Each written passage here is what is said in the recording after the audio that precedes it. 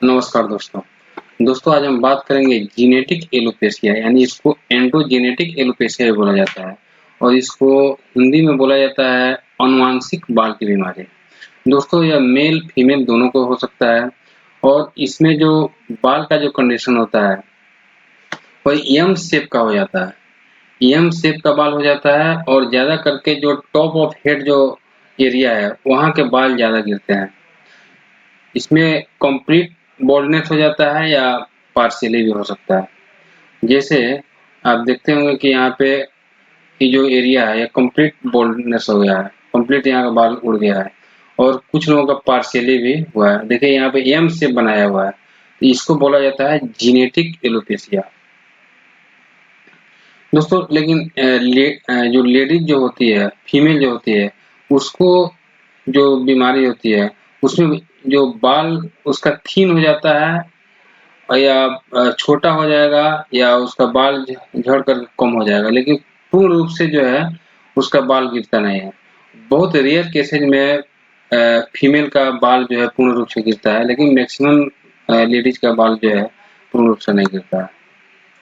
दोस्तों इसको male pattern hair loss और फीमेल पैटर्न हेयर लॉस बोला जाता है। यानी एंड्रोजेनेटिक एलोपेशिया में मेल पैटर्न और फीमेल पैटर्न पैटर्न के विषय में आपको बतलाए भी थे पहले कि एक पैटर्न के हिसाब से बाल झड़ता है, इसी को पैटर्न एलोपेशिया बोला जाता है। दोस्तों ये जो बीमारी है वो एक जेनेटिक बीमारी है और इसमें जो मेन जो रोल होता है वो हार्मोन का होता है। एंड्रोजन जो हार्मोन होता है, एंड्रोजन हार्मोन का होता है। और एक और जो हार्मोन है जिसको डाईहाइड्रोटेस्टोस्टेरोन बोला जाता है। दोस्तों यह जो हार्मोन है ये बहुत ही इम्पोर्टेंट हार्मोन है हेयर लॉस के लिए और इसका जो मेन जो एक्शन होता है वो जब बच्चा जब पेट में जब रहता है तो सेक्स डिटर्मिनेशन में इसका बहुत योगदान है। यानी कि बच्चा जब पेट में रहता है तो बच्चा फीमेल है कि मेल है वह उसको डिटरमाइन करता है। तो इसलिए ये जो DHT जो हार्मोन है इसका बहुत बड़ा रोल होता है और यह हार्मोन खास करके हम लोगों के जो प्रोस्टेट जो ग्लैंड्स है उसमें होता है, हार्ट में होता है, सेमाइनल वेसिकल्स में होता है, स्किन में होता है, हेयर फॉलिकल्स में होता है। तो DHT जो हार्मोन है उसका बहुत बड़ा रोल होता है हेयर कंट्रोल में और DHT को कंट्रोल करता है 5 अल्फा रिडक्टेज। और 5 अल्फा रिडक्टेज अगर ना रहे तो DHT हम लोगों के शरीर में जो है नहीं बन पाएगा।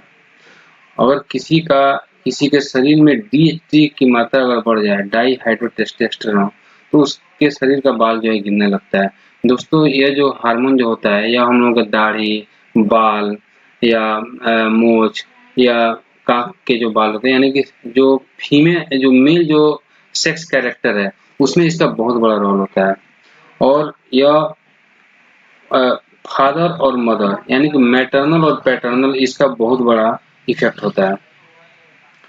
तो मैटरनल और पैटर्नल के विषय में बात करते हैं। दोस्तों यदि अगर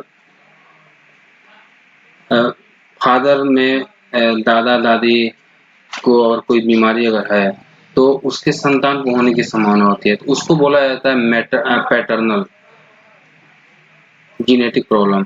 और मदर के थ्रू उसके नाना नानी को और कोई बीमारी है तो उसके संतान को होने की बीमारी होती है, तो उसको बोला जाता है मैटरनल। तो मैटरनल और पैटर्नल ये दोनों आप लोग समझ पाए।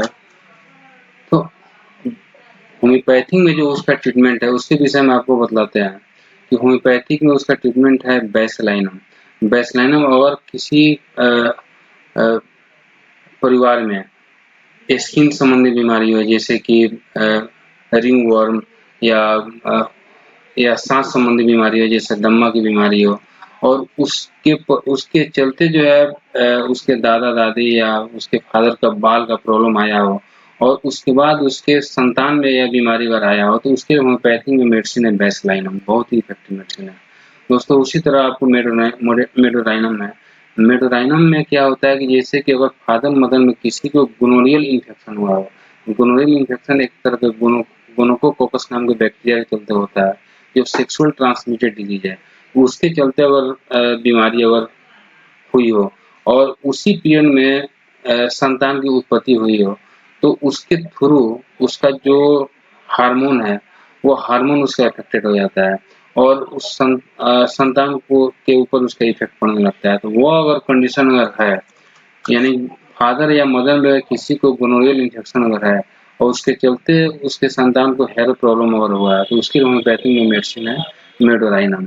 उसी तरह कार्सिनोसिन जो मेडिसिन है दोस्तों, कार्सिनोसिन अगर परिवार में जो बैक हिस्ट्री में आप देखेंगे किसी को कैंसर की अगर शिकायत है या पहले शिकायत रह चुकी है या कैंसर हुआ है, ठीक हो गया है, तो उसके संतान को अगर है प्रॉब्लम अगर आ रहा है, तो उसके लिए सबसे बेस्ट मेडिसिन है कार्सिनोसिन। उसी तरह सिप्रीनम जो है, सिप्रीनम का जो सिम्टम्स है, अगर फादर अगर मदर या उसके नाना उसके नानी या उसके दादा उसके दादी को अगर मिसकैरेज की अगर बीमारी अगर है या बार-बार जो है गर्भपात की अगर शिकायत है या उसके फादर या उसके दादा को जो है अगर अल्कोहल वाला सिम्पटम है परिवार में, उसको अल्कोहलिज्म बोला जाता है, यानी कि शराब पीने की आदत अगर परिवार में किसी को है, उसके संतान को अगर बाल झड़ने की अगर बीमारी है, अनुवांशिक जो बीमारी है, तो उसके लिए होम्योपैथिक मेडिसिन है सिप्लाइनम। उसी तरह सोराइनम है, अगर सोराइनम अगर स्किन संबंधी अगर कोई बीमारी जैसे खाज-खुजली या सोरा दोष नाशक मेडिसिन है सोराइनम, यानी सोरा दोष के चलते अगर उसके परिवार में उसके संतान को वह बीमारी अगर आई है, तो उसके लिए होम्योपैथिक मेडिसिन है सोराइनम। इसी तरह ट्यूबरकुलिनम अगर परिवार में किसी को पहले टीबी हुआ हो या उस व्यक्ति को जिसको बाल की समस्या है, उसके बैक हिस्ट्री में आप जाएँगे तो बार-बार टॉन्सिल की शिकायत का हुआ होगा या उसको ग्लैंड्स की शिकायत हुई होगी, तो वो अगर सिम्पटम अगर है, तो उसमें होम्योपैथिक जो मेडिसिन है वो है ट्यूबरकुलिनम। उसके बाद आता है न्यूमोकोकस। न्यूमोकोकस दोस्तों अगर उसके परिवार में या उसके बैक हिस्ट्री में अगर कहीं निमोनिया का अगर इतिहास मिले, निमोनिया के इतिहास के बाद अगर वह बीमारी उसको हुई है, तो उसके लिए होम्योपैथिक मेडिसिन है न्यूमोकोकस।